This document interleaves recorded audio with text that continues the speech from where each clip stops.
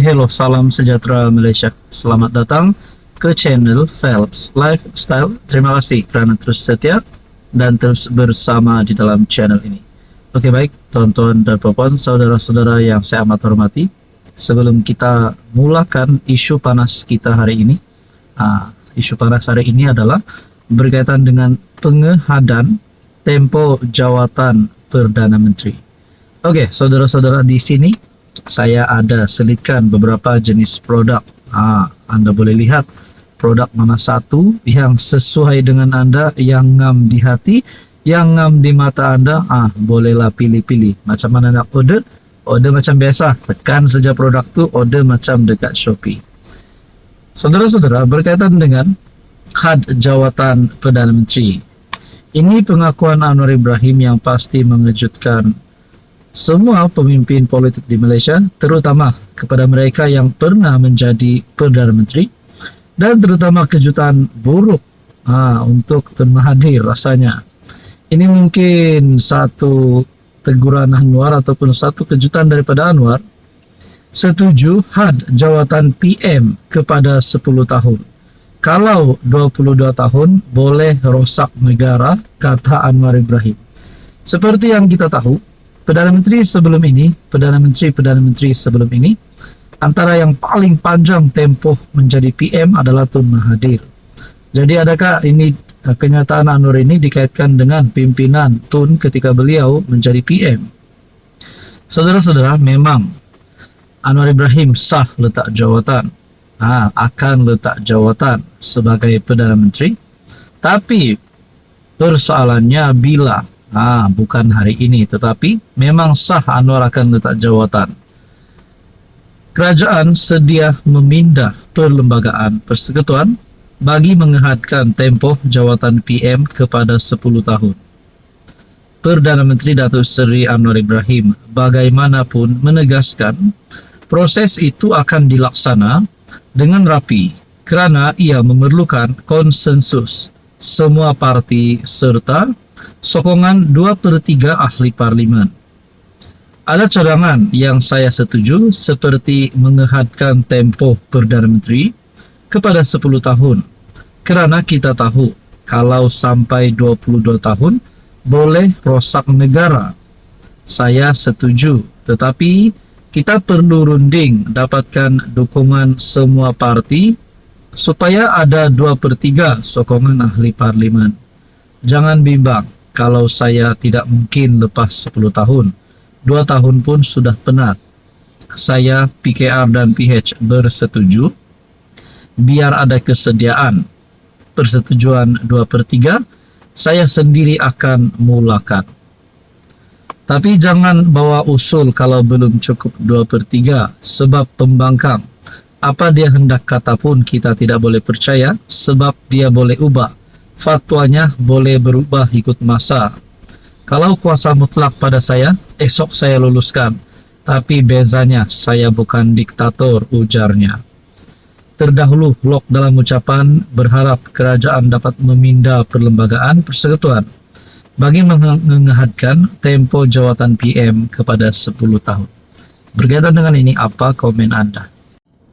Hai, hello, salam sejahtera Malaysia. Selamat datang ke channel Phelps Lifestyle. Terima kasih kerana terus setia dan terus bersama di dalam channel ini. Tuan-tuan dan puan yang saya amat hormati, setelah rakyat Malaysia digemparkan dengan berita ataupun satu siasatan rasuah terhadap bekas Perdana Menteri, iaitu Ismail Sabri Yaakob, Perdana Menteri ke-9. Banyak saja komen yang saya lihat, bukan saja melalui YouTube channel ini, YouTube channel yang lain pun ada keluarkan komen berkaitan dengan isu ini. Di media sosial pun ada mengeluarkan komen dan macam-macam lah. Pada akhirnya, setelah siasatan kepada Ismail Sabri, sudah beberapa kali disiasat, akhirnya saya telah mendapat, saya perasan ada satu komen ini yang berkata, harap kerajaan rampas semua harta di safe house dan juga harta benda pencarian Ismail Sabri, dan semoga sekeluarga muflis. Jangan cakap kejam, tapi Kau sakau uang kerajaan untuk rakyat 33 juta. Ini adalah salah satu ulasan yang saya buat. Adakah harta Ismail Sabri di situ SPRM? Saya bertanya. Dan ini salah satu komen yang saya terima. Komen yang lain pula berkata, Rosma bila nak dihantar ke penjara Kajang. Ini mungkin salah satu komen daripada pengguna yang sama. Jadi teman-teman yang saya amat hormati, berkaitan dengan komen-komen ini, apa pula pandangan dan pendapat Anda? Oke, baik saudara-saudara, sementara itu di sini saya ada selitkan beberapa jenis produk. Boleh klik produk ini, tekan macam biasa, order macam dekat Shopee. Harga cukup berpatutan, sesuai dengan kualiti. Nah, berkaitan dengan komen ini, setelah Ismail Sabri disiasat, beberapa kali disiasat. Setelah Ismail Sabri telah disiasat SPRM, beberapa kali disiasat SPRM, akhirnya pertanyaan kepada rakyat Malaysia, adakah Ismail Sabri sebenarnya bersalah ataupun beliau ini, kalau nak cakap beliau jadi saksi, tidak. Sebab SPRM sudah mengesahkan bahwa Ismail Sabri adalah suspek. Seperti yang kita tahu, Ismail Sabri yang juga ahli Parlimen Beira disiasat berkaitan perbelanjaan dan perolehan dana untuk promosi serta publicity program Keluarga Malaysia semasa tempoh menjadi Perdana Menteri antara Ogos 2021 hingga November 2022. Manakala dengan itu saudara-saudara, bertarik 17 Mac, Ismail Sabri seperti yang kita tahu telah sambung untuk memberikan keterangan di SPRM. Jadi mesti ada maklumat dan dapatan baru daripada SPRM. Banyak juga gesaan yang saya terima di dalam ruangan komen yang meminta Ismail Sabri untuk mendedahkan semua geng-geng ataupun bos-bos ataupun mungkin bekas menteri, tidak tahulah daripada UMNO kah, daripada Perikatan Nasional kah, kita pun tidak tahu, yang terlibat dengan kes ini. Jadi saudara-saudara yang saya amat hormati, apa komen Anda? Hai, hello, salam sejahtera Malaysia, selamat datang ke channel Fearless Lifestyle. Untuk Bapak yang saya amat hormati, terima kasih kerana terus setia dan terus bersama di dalam channel ini. Kita telah mendengar beberapa berita yang menyebut berkaitan dengan had jawatan tempoh jawatan Perdana Menteri, yaitu selama 10 tahun ataupun 2 penggal. Tak sangka selepas ada berita begini, ini pula respon daripada kepimpinan Perikatan Nasional.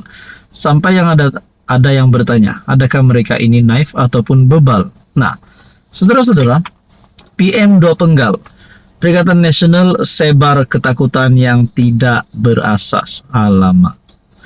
Apa sebenarnya yang dilakukan oleh kepimpinan Perikatan Nasional ini? Sama ada mereka faham ataupun mereka tidak faham.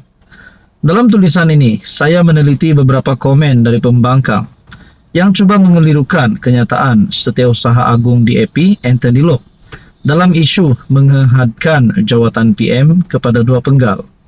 Antaranya, apa yang ditulis oleh Ketua Pemuda PN Afnan Hamimi Taib Azamuddin menerusi hantaran FB. Pandangan Afnan tidak tepat sama sekali apabila beliau membingkaikan kenyataan Loke secara negatif. Afnan cuba menyebarkan ketakutan tidak berasas, khususnya apabila beliau menulis, inilah kita, keadaan negara kita sekarang. Nasib kita yang majority ditentukan oleh mereka yang asalnya minority pada akhir hantaran tersebut. Kenyataan Setiausaha Agung DAP terlalu jauh dari apa yang dinyatakan oleh Afnan. Sama ada Afnan sengaja hendak mencipta propaganda negatif murahan atau beliau benar-benar naif dan bebal.